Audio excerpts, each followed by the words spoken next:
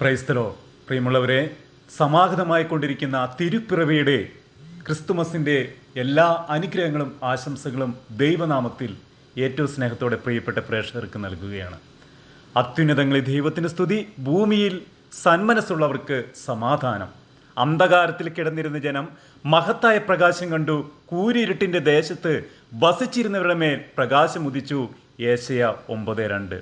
പ്രിയമുള്ളവരെ, ഇതാ സമാഗതമായി കൊണ്ടിരിക്കുന്ന മഹത്തായ അനുഗ്രഹത്തിന് വേണ്ടി നമ്മളിത് പ്രാർത്ഥിച്ചു ഒരുങ്ങി.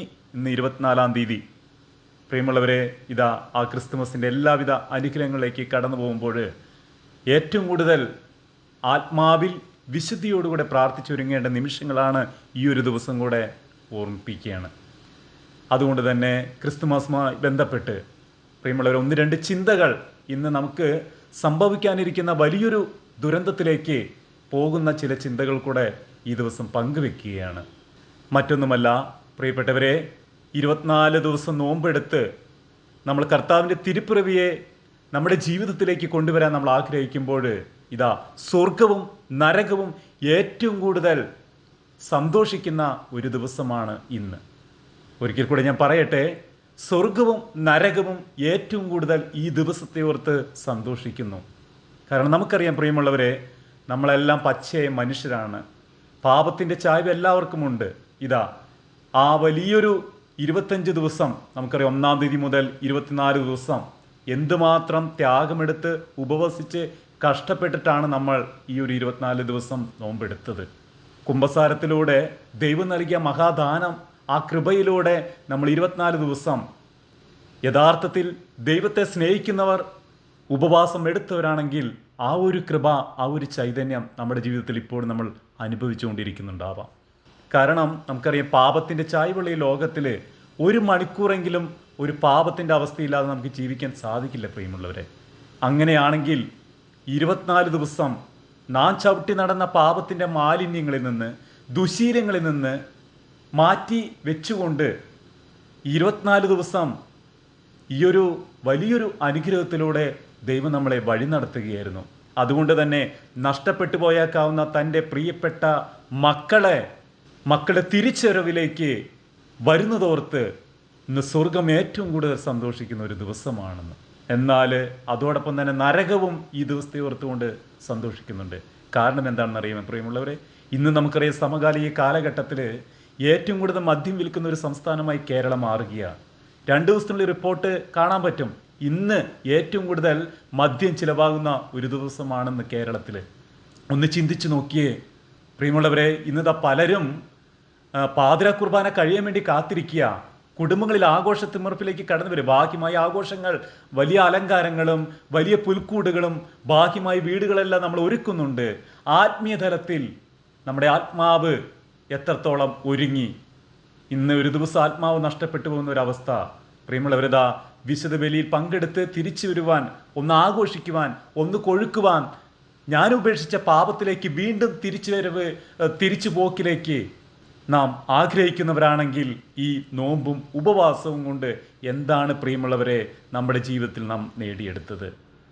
എൻ്റെ പ്രിയപ്പെട്ടവരെ, ചങ്കിൽ തൊട്ട് പറയാം, സഭ പഠിപ്പിക്കുന്നുണ്ട്. നോമ്പിനെ വിശുദ്ധമെന്നാണ് സഭ വിശേഷിപ്പിക്കുക. പരിഭാവനമായ ഉപവാസം, പരിഭാവനമായ നോമ്പ്. പ്രിയമുള്ളവരെ, എന്തിനാണ് സഭ 25 നോമ്പും 50 നോമ്പൊക്കെ നമ്മുടെ ജീവിതത്തിലേക്ക് നൽകുന്നത്? എല്ലാ മതങ്ങളിലുമുണ്ട് നോമ്പും ഉപവാസവും ഒക്കെ. നമുക്കറിയാം, നമ്മുടെ എല്ലാം പാപത്തിൻ്റെ ഫലമായി ആത്മാവിലുണ്ടായിട്ടുള്ള രോഗങ്ങൾ ഈ നോമ്പും ഉപവാസത്തിലൂടെയും സുഖപ്പെടുന്നു. നിയന്ത്രണമില്ലാതെ ഓടുന്ന ഈ ലോകത്തിൽ എന്തെങ്കിലുമൊക്കെ ഒരു നിയന്ത്രണം വേണം നമുക്ക്. പ്രിയമുള്ളവരെ, ക്രൈസ്തവ ചരിത്രത്തിൻ്റെ താളുകളിൽ തിളങ്ങി നിൽക്കുന്ന പുണ്യമാണ് ഉപവാസങ്ങളൊക്കെ. ജീവിതത്തിൻ്റെ വലിയ പ്രതിസന്ധികൾക്കിടയിൽ നമ്മളെ മുന്നോട്ട് നയിക്കുന്ന, പിടിച്ചു നിർത്തുന്ന, മുന്നോട്ട് ജീവിക്കുവാൻ നമുക്ക് ശക്തി പകരുന്ന ഒരു സ്രോതസ് തന്നെയാണ് ഈ നോമ്പും ഉപവാസവും. നമുക്കറിയാം പ്രിയമുള്ളവരെ, 25 നോമ്പ് കൊണ്ടോ 50 നോമ്പ് കൊണ്ടോ തീരേണ്ടതല്ല ക്രൈസ്തവ ജീവിതം. ദൈവം നൽകുന്ന ആ മഹനീയ രക്ഷ, സ്വർഗീയ സൗഭാഗ്യത്തിലേക്ക് നടന്നെടുക്കുവാൻ ദൈവം വച്ചു നീട്ടുന്ന വലിയൊരു ദാനമാണ് ഈ നോമ്പും ഉപവാസവും ഒക്കെ. അതുകൊണ്ട് തന്നെ പ്രിയമുള്ളവരെ, കർത്താവിൻ്റെ തിരുപ്പിറവിക്ക് വേണ്ടി ഏറ്റവും അടുത്തൊരുങ്ങുമ്പോൾ ഇന്ന് നമ്മളൊരു തീരുമാനമെടുക്കുക. 25 നോമ്പ് ഞാൻ എടുത്തത് എന്തിനായിരുന്നു?